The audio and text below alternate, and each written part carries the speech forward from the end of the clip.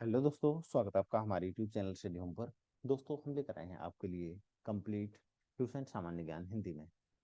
दोस्तों, इस video series में आपको ट्यूशन सामान्य ज्ञान की 2023 की पुस्तक के सभी क्वेश्चंस देखने को मिलेंगे और ये क्वेश्चंस आपके किसी भी आने वाली परीक्षा जैसे दिल्ली पुलिस कांस्टेबल की परीक्षा हो या यूपी पुलिस कांस्टेबल या फिर एसएससी की कोई परीक्षा हो, उसके लिए समान रूप से उपयोगी हैं।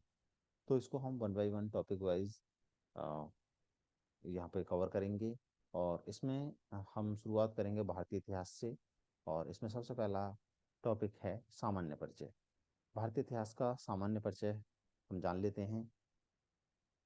तो पहला क्वेश्चन है, इतिहास के तहत अध्ययन किया जाता है अतीत का या फिर समाज का, शासन का या फिर पर्यावरण का।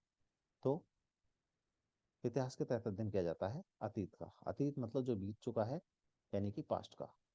आंसर ए होगा। दूसरा क्वेश्चन है, प्रथम यूनानी इतिहासकार कौन था? तो इसके ऑप्शन हैं थ्यूसीडाइसिस या फिर हेरोडोटस या मोनेथो या फिर होमर। तो सही आंसर है Herodotus. Option B is the right answer. Herodotus प्रथम यूनानी इतिहासकार था, हेरोडोटस। निम्नलिखित में से किसने स्पष्टतः कहा है कि इतिहास के समस्त निष्कर्ष युक्ति संगत साक्ष्यों पर निर्धारित होते हैं? ये किसने कहा है? ये कहा है थ्यूसीडाइडिस ने। थ्यूसीडाइडिस ने ये चीज कही है कि इतिहास के समस्त निष्कर्ष युक्ति संगत साक्ष्यों पर निर्धारित होते हैं, आधारित होते हैं। नेक्स्ट क्वेश्चन है, द हिस्ट्रीज के रचनाकार का नाम है हेरोडोटस, मैगस्थनीज, प्लूटार्क या फिर प्लिनी। तो इसका सही आंसर है option A, Herodotus. Option A Herodotus इसका सही आंसर है। इतिहास के पिता, फादर ऑफ हिस्ट्री की पदवी सही अर्थों में निम्न से संबंधित है: हेरोडोटस से या फिर यूरिपिडिस से या थ्यूसीडाइडिस से या फिर सुकरात से। तो दोस्तों, इतिहास के पिता यानी द फादर ऑफ हिस्ट्री कहा जाता है हेरोडोटस को। ऑप्शन ए सही आंसर है। इतिहास अपने आप को दोहराता है, यह कथन किसका है? हीगेल का, कार्ल मार्क्स का, कल्हण का या फिर बर्नी का? तो इसका सही आंसर है हीगेल। इतिहास अपने आप को दोहराता है, ये बात कही है हीगेल ने। अगला है, हम इतिहास से यही सीखते हैं कि आदमी इतिहास से कुछ भी नहीं सीखता। यह कथन किसका है? हीगेल का, कार्ल मार्क्स का, जेबी ब्यूरी का या फिर ईएच कार का? तो फ्रेंड्स, इसका सही आंसर है हीगेल। ये बात कही है हीगेल ने कि आदमी इतिहास से कुछ भी नहीं सीखता। आठवां क्वेश्चन है कि किसका कथन है कि समस्त इतिहास वर्ग संघर्ष का इतिहास है? समस्त इतिहास जो है वो वर्ग संघर्ष का इतिहास है। ये बात कही है कार्ल मार्क्स ने या फिर जेबी ब्यूरी ने, कॉलिंगवुड ने या फिर ईएच कार ने? तो फ्रेंड्स, इसका सही आंसर है ऑप्शन ए। ऑप्शन ए इसका सही आंसर है, कार्ल मार्क्स। और नेक्स्ट क्वेश्चन है, निम्नलिखित में से कौन सा एक इतिहास के विषय में मार्क्स के दृष्टिकोण का संक्षिप्त वर्णन करता है?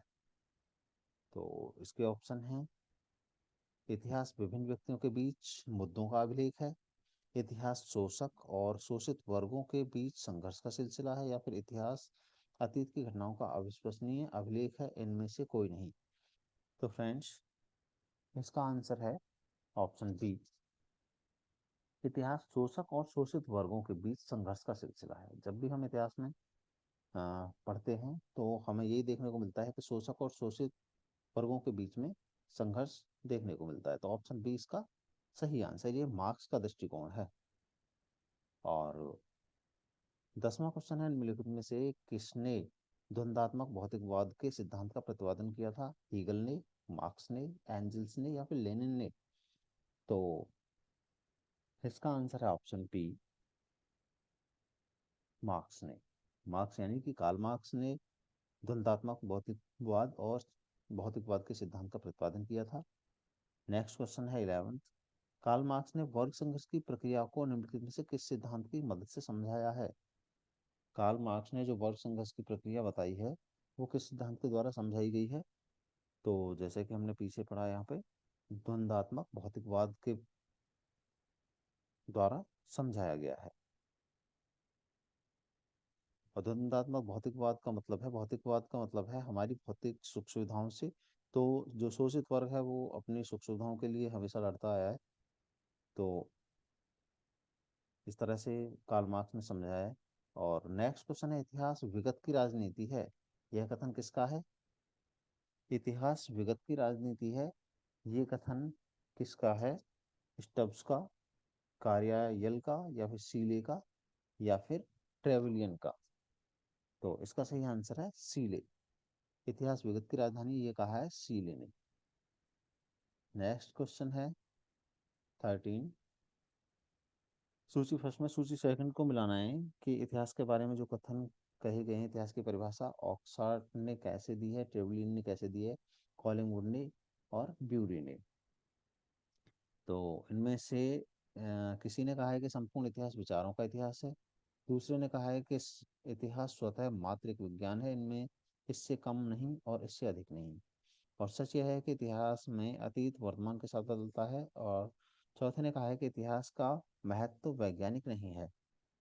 तो इसका सही आंसर है ऑप्शन ए, यानी कि जो ऑक्सफोर्ड हैं उन्होंने कहा है ये कथन। सच यह है कि इतिहास में अतीत वर्तमान के साथ बदलता है। दूसरा, ट्रेवलिन ने कहा है कि इतिहास का महत्व वैज्ञानिक नहीं है।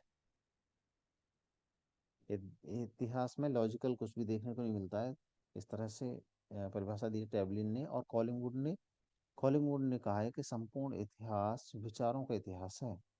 और क्यूरी ने कहा है कि इतिहास स्वतः मात्र एक विज्ञान है, इससे कम नहीं और इससे कुछ अधिक नहीं। 14वां क्वेश्चन है, किस इतिहास दर्शन शास्त्री ने कहा था कि समस्त इतिहास समकालीन इतिहास है? इतिहास के बारे में किसने कहा है कि समस्त इतिहास समकालीन इतिहास है? गायम बतिस्ता विको ने, बेनेडिक्टो क्रोचे ने, ओसवाल्ड स्पेंगलर ने, या फिर ऑगस्ट कॉम्टे ने कहा है? तो इसका सही आंसर ऑप्शन बी, बेनेडिक्टो क्रोचे ने। बेनेडिक्टो क्रोचे ने कहा है कि समस्त इतिहास समकालीन इतिहास है। 15वां क्वेश्चन है, इतिहास वर्तमान एवं अतीत के बीच अंतहीन वार्ता है, यह किसने कहा था? इतिहास वर्तमान और अतीत के बीच अंतहीन वार्ता है, ये कहा है E.H. कार ने, या फिर चार्ल्स फर्थ ने, या फिर कार्ल मार्क्स ने, या फिर V.A. स्मिथ ने? तो ये कथन है E.H. कार का। E.H. कार कहते हैं इतिहास वर्तमान एवं अतीत के बीच अंतहीन वार्ता है। नेक्स्ट क्वेश्चन है 16वां, तिथियों के साथ प्रयुक्त होने वाले BC किसका संक्षिप्ताक्षर है?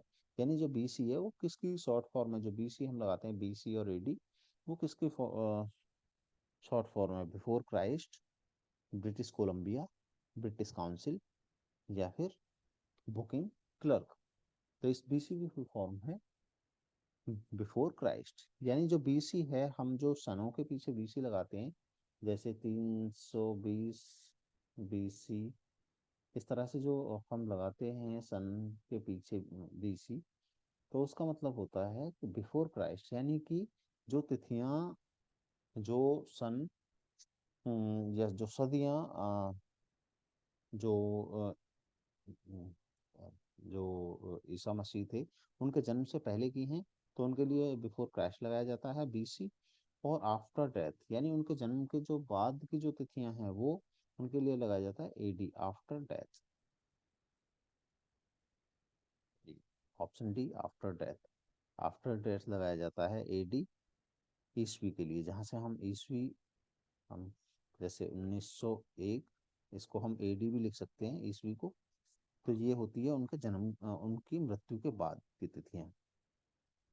18वां क्वेश्चन है, वर्ष 50 ईसा पूर्व, वर्ष 150 ईसा पूर्व के पहले आता है, वर्ष 150 पूर्व के बाद आता है, और जिस वर्ष में 150 पूर्व आता है, या जिस दशक में वर्ष 150 पूर्व आता है, तो इसका आंसर है, हो जाएगा ऑप्शन बी, वर्ष 50 ईसा पूर्व। तो इसका मतलब है कि वर्ष 150 ईसा पूर्व के बाद आता है।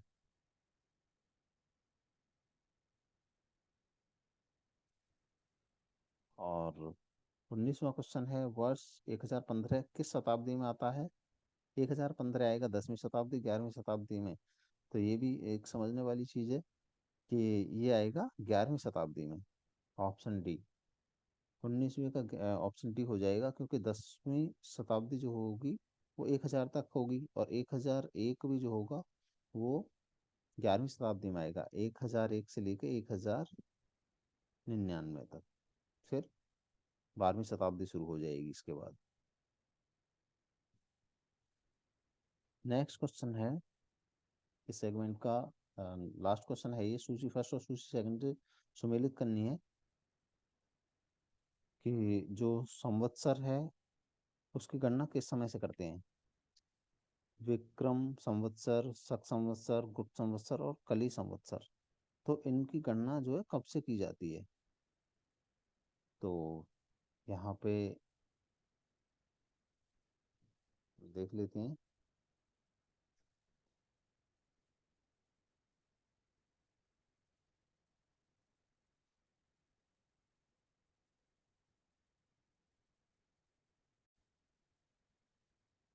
तो दोस्तों, विक्रम संवत्सर जो है वो माना जाता है 58 ईसा पूर्व से, 58 ईसा पूर्व से इसकी शुरुआत हुई थी।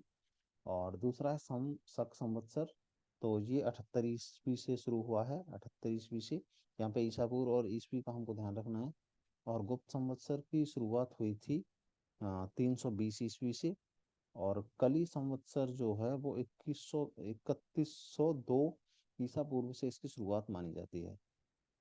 तो फ्रेंड्स, इतिहास के सामान्य परिचय में इतना ही। मिलते हैं नेक्स्ट जो टॉपिक है, प्राग ऐतिहासिक काल, उसमें। तो ये वीडियो देखने के लिए धन्यवाद। अगर वीडियो पसंद आया हो तो आप इसे लाइक करें, दोस्तों के साथ शेयर करें। साथ ही हमारा चैनल स्टूडियो हम सब्सक्राइब करना ना भूलें। थैंक्स।